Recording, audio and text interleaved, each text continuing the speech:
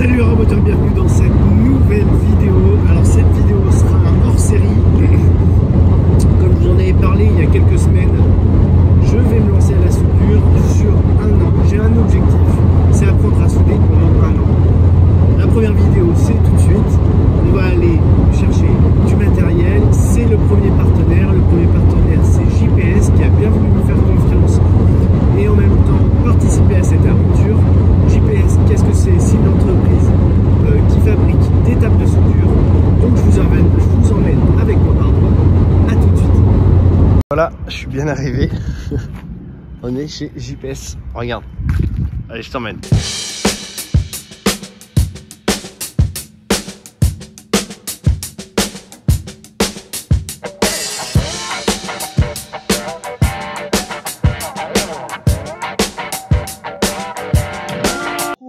Dans le showroom, donc là on va pouvoir avoir une présentation de tout ce qui se fait. Donc là je suis avec Jérôme.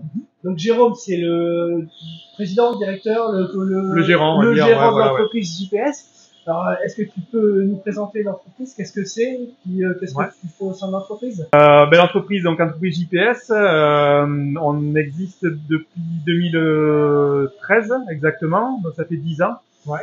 Voilà, avant tout entreprise artisanale spécialisée dans la chaudronnerie, tuyauterie, soudure. En 2013, quand je me suis installé, je faisais un petit peu de métallerie, mais aussi beaucoup de tuyauterie pour le viticole, tuyauterie et chaudronnerie pour l'agriculture, enfin les viticulteurs. Et puis depuis 2018, à fond dans les tables de soudure, puisque en 2018 j'ai créé ma première table pour un besoin perso. Et puis de fil en aiguille, c'est devenu l'activité principale. Donc, tu t'es dit si ça peut me servir, ça peut servir à d'autres. Donc pourquoi pas créer ce produit pour d'autres? Carrément, ouais. De base, à la base, c'était pas du tout destiné à faire un business. C'était vraiment un produit pour moi et pour d'autres collègues, artisans aussi. Et puis c'est vrai que comme tu dis, je me suis dit qu'à un moment donné, ça pourrait peut-être être bien de le proposer à d'autres. Ça pourrait intéresser. À prix contenu, parce que c'était l'idée, quoi. Il existait déjà des tas de qualité sur le marché, mais qui étaient à des prix qui étaient hors de ma bourse, moi du moins à l'époque, et puis de la bourse de beaucoup d'artisans, quoi. Voilà, tout le monde n'a pas 6 ou 8 000 balles à mettre dans une table. Voilà, donc moi l'idée c'est de proposer des tables qualitatives qui permettent de faire des mises en position sérieuses, mais avec un prix contenu, quoi. Et en faisant au maximum, et on le fait en grande majorité, en faisant travailler des artisans locaux, quoi. Et c'est avec eux qu'on a mis au point un ordre de perçage. Vous imaginez sur une table de 2008 à 800 sous, 800 perçages, c'est autant de points de chauffe.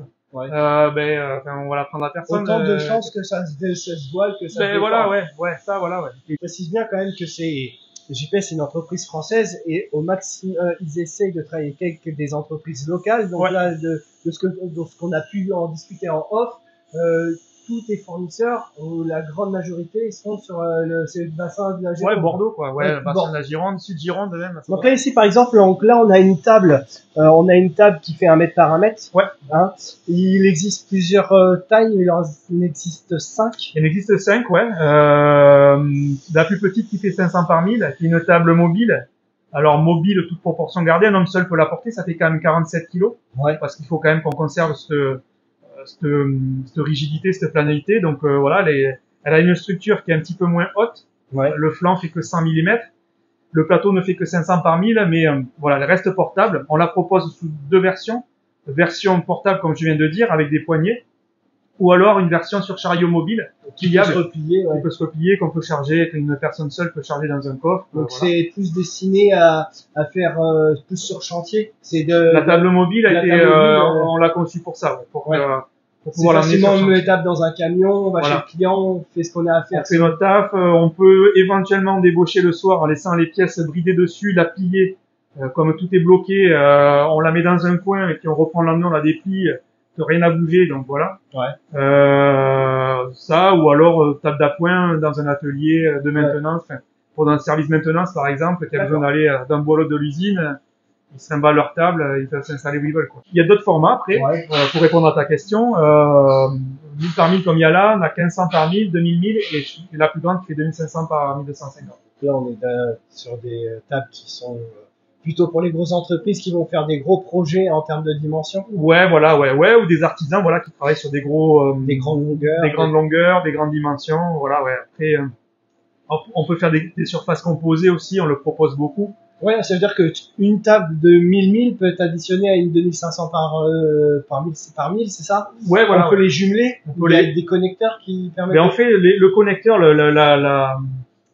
l'outil principal, enfin la clé un petit peu de tout notre outillage, de tous nos accessoires, c'est cette broche en fait. C'est un système que j'ai breveté, qui explique aussi la forme du trou. Le trou est breveté également. En fait, c'est avec cette broche qu'on fixe n'importe quel élément. Voilà, tous les éléments. Hormis les presses qui s'auto-bloquent en fait par oscillage, qui se bloquent toutes seules comme ça. Sinon, tout le reste se fixe avec cette broche. Ouais. Et les tables entre elles, effectivement, se jumellent grâce à la broche également. D'accord, ok. Il existe. Est-ce qu'on a tous les accessoires de présent? On en a une bonne partie. Il y a après. Il va y avoir des variantes au niveau des équerres. On a des équerres de différentes dimensions. Ça, c'est l'équerre la plus standard, je dirais. On en a des plus étroites, des plus larges, des plus courtes, des plus voilà. On a des trapèzes aussi avec une plaque de reprise sur le sommet. Ouais. On a des prismes qui sont des espèces de cubes ou de prismes, voilà, le nom l'indique. Et puis on a d'autres accessoires qui sont à l'étude, qui vont sortir prochainement. C'est le gros avantage en fait, c'est que même en partant d'un format de table assez réduit, on peut en y ajoutant comme ça des équerres ou des prismes ou des trapèzes en bout, rallonger. Là, on rallonge de 500. On a même des équerres qui font 750, donc on peut rallonger de 750 mm. Ouais, donc sur un besoin ponctuel, on peut vraiment augmenter sa surface de travail. Exactement, pratiquement avec deux équerres de presque 1,50 m. Ben là, tu doubles la longueur en fait utile. Hein. Alors l'idéal, c'est d'en disposer deux de chaque côté, parce que quand tu veux poser un tube, tu comprends bien que si tu as deux équerres, c'est quand même plus facile pour le poser. Ouais. Mais en composant comme ça, tu peux facilement doubler la surface dans un sens, dans l'autre. D'accord. Donc ça c'est bien. Et du coup, là, pour tout ce qui est, par exemple, tes équerres, tes tables, ce que tu me disais en off, là, on est sur du 6 mm d'épaisseur. Ouais. C'est quelque chose de robuste, qui est plein, qui est plan. Ah oui. Qui est une surface de référence. Je vous mettrai des vidéos en parallèle. Je vous ai filmé quelques éléments de quelques parties du montage des tables qui sont faites. Je rappelle, hein, de façon artisanale, tout est monté à la main. Il n'y a pas de machine. C'est des humains qui sont derrière. Ouais. Donc il y a tout un cadrage, tout un boulonnage qui est fait en amont pour brider la table. Il y a un vrai savoir-faire derrière. Voilà, il y a un vrai savoir-faire. Et après ils viennent, une fois que la table est bridée, tous les éléments sont bridés, ils vont venir pointer élément par élément. Pareil, voilà, je vous verrai ça en vidéo. Et une fois que la table est retournée, on vient repointer tout ce qui est tenon mortaise, hein, le même principe que le bois, et tout est repointé élément par élément pour avoir un élément solide, tout en étant pas si lourd que ça, parce que le quadrillage qui est en dessous fait la rigidité de cette table, et ça se bourré qui permet aussi d'alléger, parce qu'on reste quand même sur du 6 mm.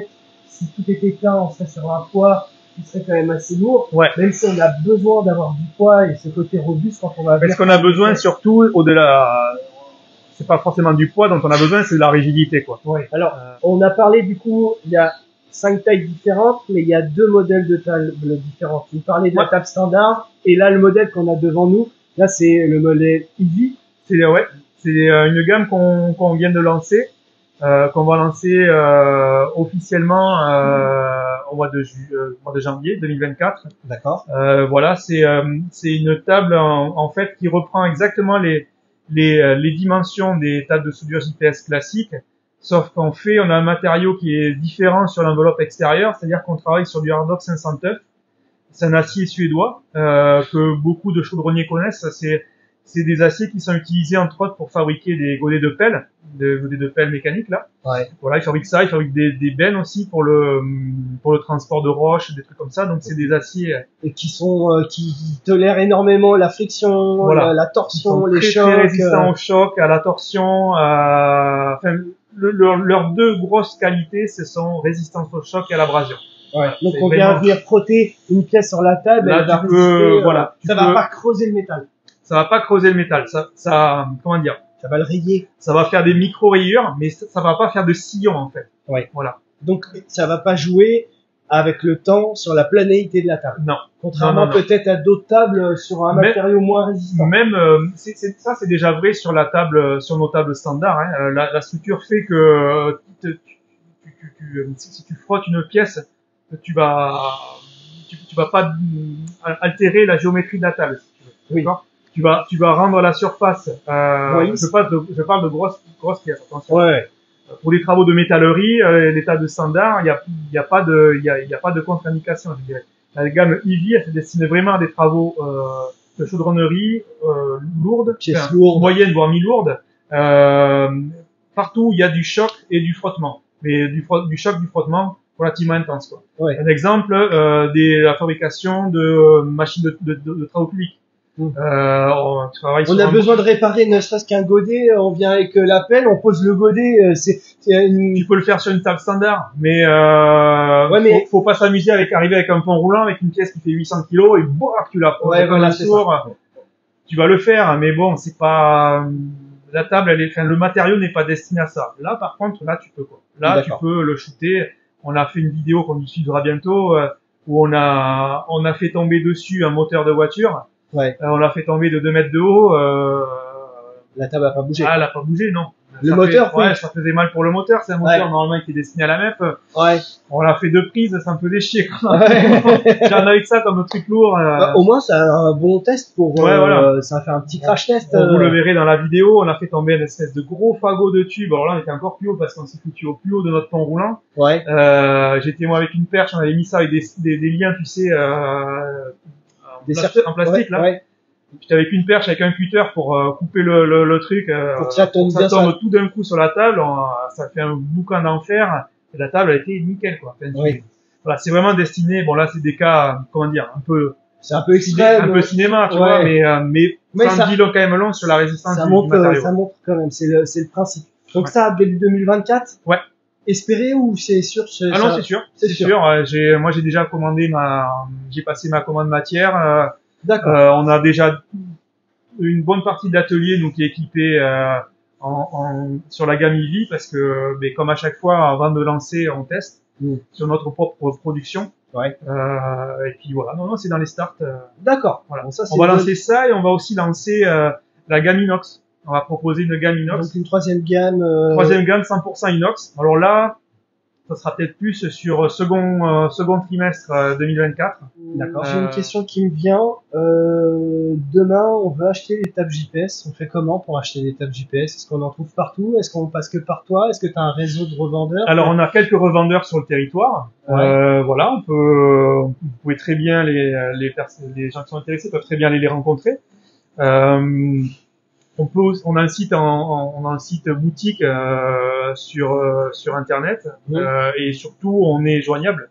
Mon collègue Anthony qui est technico-commercial est disponible pour échanger. Notre numéro est visible sur le site. Je vous mettrai de toute façon tous les éléments importants, c'est les boîtes mail du commercial, les numéros de téléphone pour les joindre si vous avez des questions, le site internet. Ce qu'on fait beaucoup, pardon Kevin, je te coupe, ce qu'on fait beaucoup et qui plaît à nos clients, qui nous plaît à nous parce que ça nous permet d'être partout en même temps. Je m'explique. En fait, c'est que on fait beaucoup de rendez-vous en visio. Tu vois, dans le local dans lequel on est là, les personnes qui vont voir la vidéo s'en rendent pas compte, mais en fait, on est dans notre showroom qui est avant tout notre local vidéo. Bon, on tourne les vidéos de la MEP, mais aussi on a un écran ici avec une webcam et on échange avec nos clients comme ça. Et il y a beaucoup de prises de contact et de prises de rendez-vous qui se font avec nos clients directement chez eux, mais en visio. D'accord. On se déplace pas. Parce que on a des clients partout, on commence même à avoir des clients en Guyane, en Saint-Pierre-et-Miquelon, la Réunion, en fait, t'imagines, on peut pas être partout en même temps. C'est sûr. Par contre, on peut être partout en même temps, mais en visio. Et ça a une double utilité, c'est que on peut être, comme je viens de dire, partout en même temps, mais surtout, nous, on a accès ici, forcément à tous nos accessoires. Ouais. Et on peut pas se déplacer, chez nos clients avec tous nos accessoires, avec toute notre gamme. C'est pas possible, ouais. Voilà. Alors qu'ici, on peut le faire, quoi. Il y a besoin de montrer un truc, on va le chercher. Carrément. Tout de suite. On fait patienter le client, on va chercher l'équerre biscornu, donc qui souhaiterait voir l'utilisation, et on lui fait la démo ici. Voilà, on a les moyens techniques de pouvoir zoomer, de pouvoir partager des plans en 3D parce qu'on travaille aussi sur des outillages un peu spécifiques à la demande des clients, donc on peut faire du partage d'écran, modéliser des trucs ensemble via la visio. Enfin, c'est vraiment un outil abouti et qu'on utilise à fond. Là, est-ce qu'il y a des délais en termes de commandes ou pas du tout? Parce que je sais que j'ai une entreprise familiale, c'est quand même, vous êtes limité en nombre de personnes. Il y a un temps de montage. Voilà, on est 7 pour tout te dire. Donc on a des délais qui aussi grosso modo à 3 semaines. Je tiens quand même à préciser, pour le plus grand modèle, la 2500 par 100, c'est la plus grande. Par 1250, ouais. 1250, c'est quand même 6 heures pour une personne de montage, d'assemblage, donc c'est quand même pas rien. Donc une journée, c'est une table, ouais, on va dire. Ouais, grosso modo, ouais. Grosso modo. Ouais, si on fait abstraction de toutes les phases de manutention, de tri, voilà, c'est en assemblage pur, une fois qu'on a tout le matériel à disposition, pour ce format-là, 1250-1500, c'est 6 heures de boulot, ouais. Ouais. Et pour quelqu'un qui est habitué, ouais. Ouais. Voilà, c'est Antoine, Enzo et puis Fabien, là, c'est des personnes très sérieuses qui connaissent très bien leur boulot. Ouais, ils ont la méthode. Voilà, ils ont la bonne méthode, ils savent ce qu'il faut vérifier, voilà. Ils ont leurs outils rangés chacun à sa façon, mais oui, donc quelqu'un qui débarque, il a vite. Ah oui, il met 2 jours. Hein. Ouais, il met 2 jours. C'est réglé. Ouais. Eux-mêmes, quand ils sont arrivés, ils ont mis 2 jours. D'où ce délai aussi qui peut pas être compressible parce que vu que t'as un cœur de ce côté un peu artisanal. Ouais. Si tu passais sur des machines, tu perdrais un peu ton identité entre guillemets. Déjà, on perdrait notre identité et puis les machines. Bon, je vais peut-être passer pour un vieux con à parler comme ça, mais j'ai pas cet avis-là pour tous les sujets, mais sur celui-là, je connais quand même bien le produit tête de soudure. C'est quand même moi qui l'ai mis au point. Le nôtre, du moins, tu peux pas remplacer ça par une machine. La phase de contrôle, entre autres, c'est elle qui est fondamentale, parce qu'assembler des morceaux de tôle les uns contre les autres, ça s'emboîte, machin, tout le monde le fait, quoi. Ouais. Par contre, il y a un contrôle qui est ultra strict avant même de faire le premier point de soudure. Et ce contrôle, une machine, elle peut pas le faire, quoi. Ouais. Ou elle va le faire, mais... t'as une charte qualité avant même de faire ton premier point de soudure, t'as tellement de contrôle à faire. T'as énormément de contrôle, et puis, voilà, il faut contrôler tous les affleurements, il y a plein de trucs à contrôler. Il y a des coupes de serrage à vérifier, au moment de l'assemblage, parce que bon, je vais pas tout dévoiler, mais enfin, toi tu l'as vu, il y a des tiges filetées dans tous les sens au moment où tu brides toutes les pièces entre elles. Bon, mais voilà, il n'y a pas les mêmes coupes de serrage selon si tu brides traversant ou si les flancs, selon si c'est traversant, selon si c'est les supports de pied ou si c'est l'enveloppe même de la table. Enfin voilà. Ouais, il y a plein de trucs techniques à savoir. Et puis bon voilà, on remplace pas les gens. L'humain est bien plus important. Très important. Ouais. D'accord, ok. Est-ce qu'il faut être professionnel pour avoir une table ou n'importe qui de personne lambda peut venir t'en acheter une? Oui, sans indiscrétion.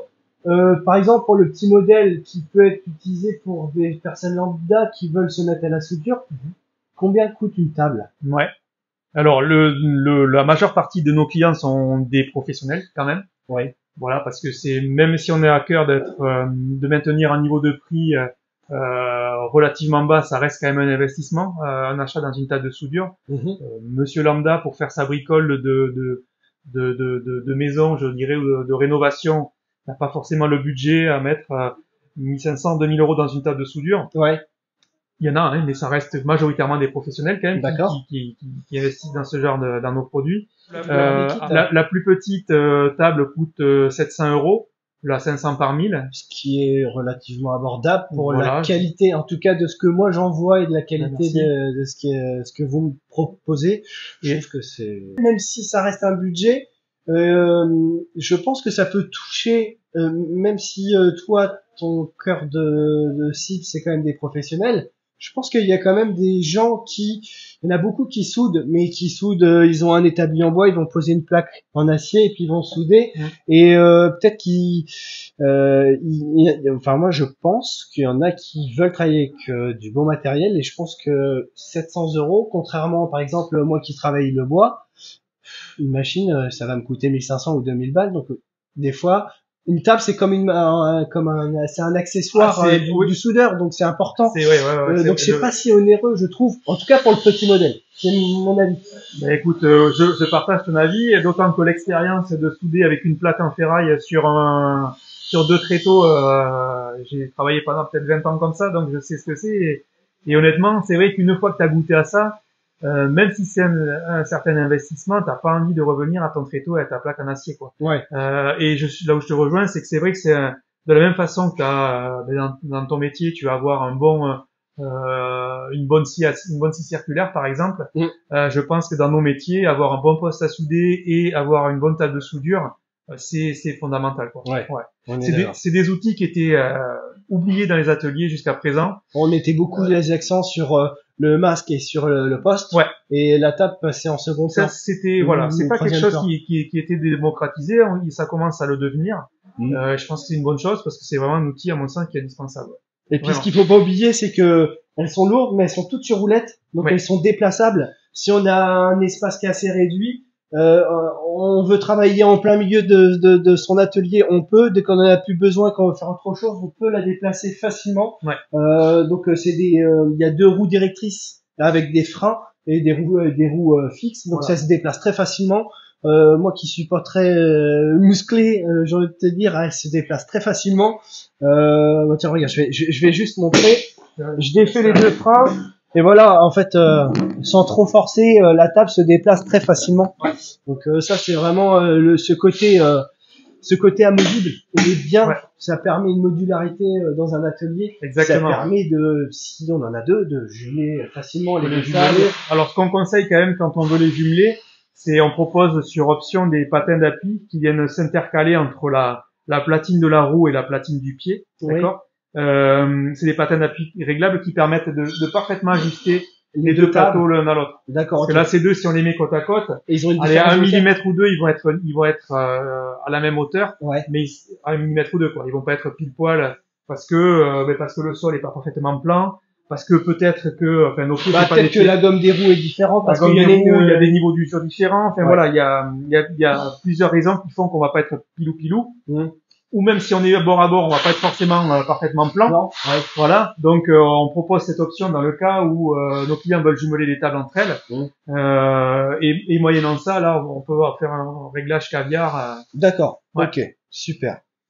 Eh ben écoute, je te remercie pour toutes ces infos. Je vous remets tous les éléments de l'entreprise, des contacts, si jamais vous êtes intéressé.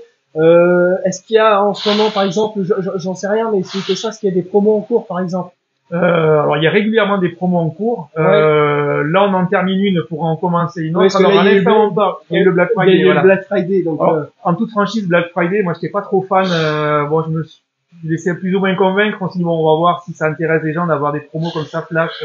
Mais il y a régulièrement des promos. Moi je préfère faire des promos sur des packs plutôt que sur des prix. Oui, d'accord. Voilà, ou pour un prix là où on avait 3 accessoires, tu rajoutes ou 2 accessoires en plus. D'accord. Parce qu'au final, ça, la personne qui va recevoir sa table et ses accessoires aura plus de possibilités de travailler que Ok, d'accord. J'ai le principe. Ok, super. Donc je vous mets tout ça dans la description. Jérôme, je te remercie pour ton accueil. C'est vraiment une entreprise, comme je le répète, c'est quand même très familial. Il y a une très bonne ambiance. Bon là, ils sont en train de travailler, ils sont sérieux, mais en dehors, ils sont vraiment, il y a vraiment une cohésion d'équipe. On le ressent vraiment. En tout cas, je tenais quand même à te remercier de m'inviter dans ton atelier. Avec plaisir. Merci à toi d'avoir fait toute cette route. Ça va, c'est rien. Je te remercie aussi de m'accompagner dans le projet. Donc dans ce hors-série sur ma chaîne, comme vous avez pu le voir quand j'ai fait la réponse à la FAQ, je me lance à la soudure. C'est bien. C'est gentil de ta part de donner l'occasion à quelqu'un comme moi d'avoir du matériel de qualité. J'ai un objectif sur 1 an. J'espère m'améliorer, j'espère pouvoir proposer quelque chose de qualitatif. Je dis pas que j'aurai des soudures impeccables, mais ça sera dans la durée. Donc ça, vous verrez l'évolution au fil des vidéos. Donc là, tu étais le premier acteur de cette série. Et je tenais vraiment à te remercier pour ta confiance. On sera là pour te conseiller si tu as besoin, même au-delà des tables de soudure, on est quand même des chaudronniers soudeurs avant tout. Si tu as besoin de conseils, il va de soi que... Pas de souci, je pense que j'en aurais besoin, même si je me renseigne déjà depuis un moment, parce que c'est un projet que j'essaie de mûrir depuis déjà le premier championnat de France de soudure qui m'a donné encore plus l'envie, et c'est là que j'ai essayé de faire mûrir le projet. Ok. Donc c'est vrai que j'ai eu quand même pas mal de renseignements, déjà de savoir ce que c'est. Quand on me parlait de procédés, je savais pas ce que c'était, donc c'est les différents types de procédés de soudure, comment réagissent tels métaux en fonction des températures, de l'ampérage par exemple. Il y a tellement de choses techniques à savoir. Je suis très loin de connaître. Je suis un novice, je pars de zéro, mais je veux montrer en même temps. Alors certes, je vais commencer avec du matériel de qualité, mais je veux montrer que en partant de zéro et en ayant la volonté d'apprendre quelque chose, on peut y arriver. Ça va prendre du temps, j'en suis certain. Je vais me casser le nez. C'est une certitude, parce qu'au début, il faut des échecs pour pouvoir... Oui, c'est vrai. Mais bon, tu m'as l'air d'être quelqu'un qui a la tête sur les épaules déjà, d'être méthodique. Comment dire, t'as quand même un passé technique et un présent technique même dans les métiers du bois. Ouais. Ça reste quand même des métiers qui sont assez similaires. Les procédés d'assemblage changent, mais un tracé reste un tracé, une coupe reste une coupe. Oui. Ce qu'il va falloir effectivement que tu apprennes, c'est la soudure en elle-même. Oui. Mais je suis pas inquiet, tu vas y arriver. Et puis, j'en ai vu d'autres qui ont réussi, donc pourquoi pas moi. Par contre, t'as dit un truc, je me permets de te couper, t'as dit un truc qui est fondamental, c'est quand on veut, on peut, quoi. Ouais. Et alors, je sais pas s'il y a des jeunes qui regarderont cette vidéo. Hier, j'étais convoqué par le lycée des métiers à côté de chez nous, là. Ouais. On reçoit régulièrement des jeunes ici en stage, j'en ai un apprentissage. J'étais reçu par 2 classes. Et c'est franchement le truc que j'ai eu à cœur de leur dire, quoi, c'est que c'est souvent des jeunes qui, c'était deux classes de CAP. Malheureusement, c'est souvent des jeunes qu'on dit en échec scolaire, qu'on envoie en CAP. Le message que j'ai quand même bien voulu leur faire passer, je pense qu'il est passé, très franchement, c'est ça. C'est quand on veut, on peut, quoi. Ouais. Et c'est important pour les jeunes qui vont potentiellement regarder cette vidéo, c'est que déjà la notion d'échec scolaire, il faut complètement oublier. Il n'y a pas d'échec scolaire, ça n'existe pas. C'est pas parce qu'on fait un CAP au lieu d'un bac général que c'est dénigrant. Justement, je trouve que c'est plus valorisant parce qu'on apprend un vrai métier tout de suite. Voilà, ouais, carrément. C'est même pas l'un plus que l'autre. C'est pas même pas plus valorisant d'être en CAP qu'un bac. Chacun a sa fonction, surtout à ses qualités. Et encore une fois, comme tu as dit si bien, quand on veut, on peut, quoi. Donc tu as envie d'apprendre la soudure, t'es motivé, tu vas y arriver, il n'y a aucun doute là-dessus, quoi. Et c'est pareil pour ceux qui regarderont la vidéo, qui ont envie de se lancer dans la soudure ou autre chose, avec de la volonté et de la persévérance. Il n'y a pas, comme on dit toujours, le travail. Exactement. Le travail. Il faut être motivé. Et il faut se lever le matin en se disant, allez, on y va. Voilà.